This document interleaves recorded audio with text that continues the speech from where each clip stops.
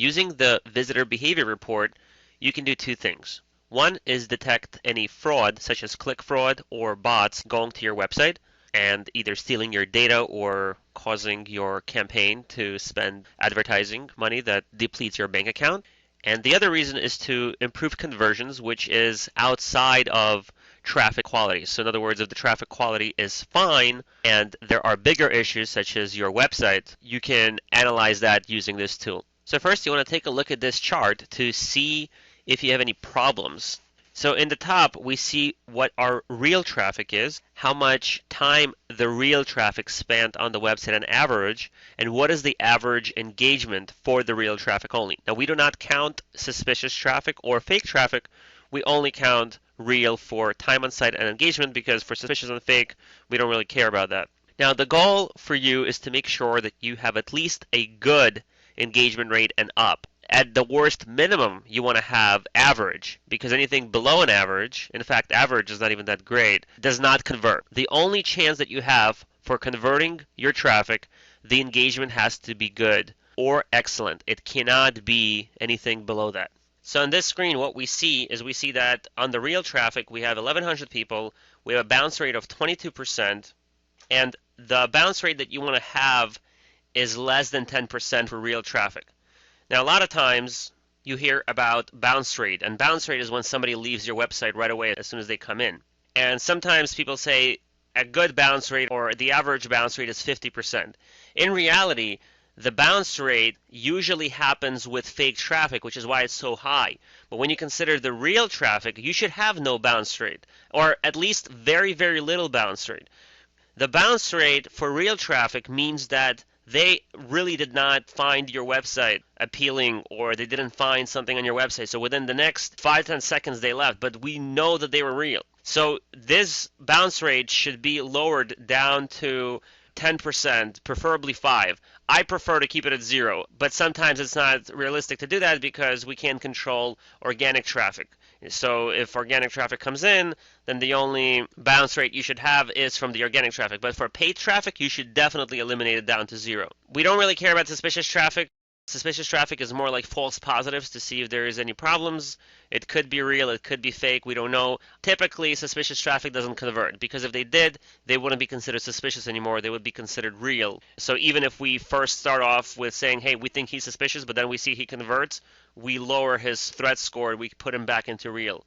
Fake traffic is guaranteed fake. There is very, very few false positives. I would say 95% of the fake traffic that we tell you it's fake, it's really fake. So when we say that there is a 46% bounce rate, we don't care about that because it's fake anyway. Who cares? This chart here will kind of give you the health of your traffic quality on a daily basis. So here we can see that, we have a green line, all of a sudden we have a huge red spike. Why do we have a red spike? Now, keep in mind that the red spike can also be click fraud, like real click fraud.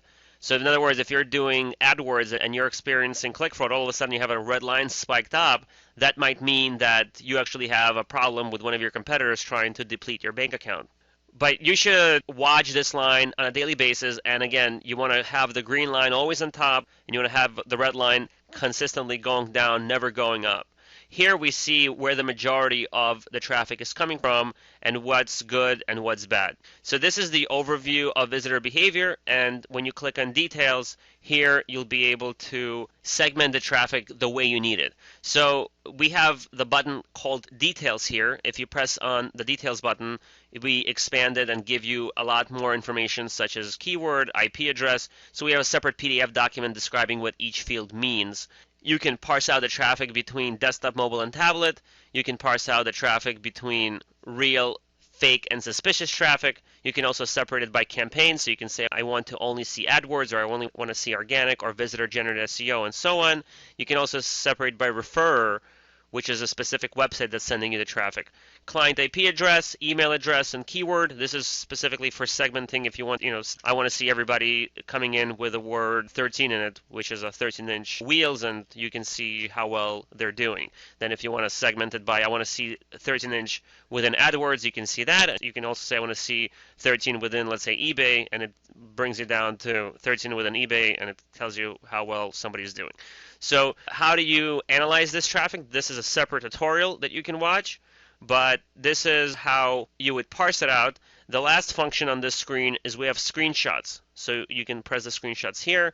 The way you work the screenshots is you click on one of your visitors, you double click on him, and every one of these page views can be turned into a screenshot. So you double click on one of these page views, and a screenshot is going to come up. You can have different views. You can refresh the image in case it didn't come up, and you can use your scroll button on the mouse to zoom in and zoom out, and you can see what he did. So what you're looking at here is where his mouse moved, and you can see the action 1, 2, 3. This is how his mouse is moving.